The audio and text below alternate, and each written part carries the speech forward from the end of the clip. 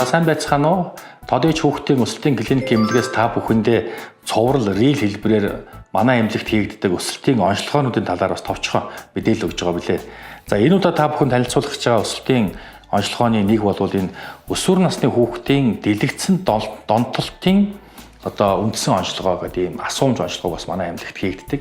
За энэ маань өсөлтийн эхний онцлогооноос багтдаг ийм онцлогоо байгаа юм.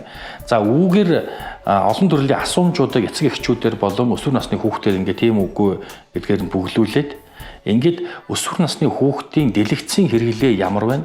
Магадгүй энэ хүүхдэд дэлгэцэн донтох ийм шинж тэмдэг байгаа юм биш байгаа гэдгийг маш хэлбэрхэн асуумж онцлогооны тусламжтайгаар ховчилж үнэлээд ингээ гаргах боломжтой ийм онцлогоо байдаг юм аа. Тэгэхээр магадгүй өсвөр насны хүүхдтэй эцэг эхчүүд та бүхэн манай хүүхдийн дэлгэцэн хэрэглээ арай хэтрээд байгаа юм биш байгаа да гэж санаа зовж иж магадгүй.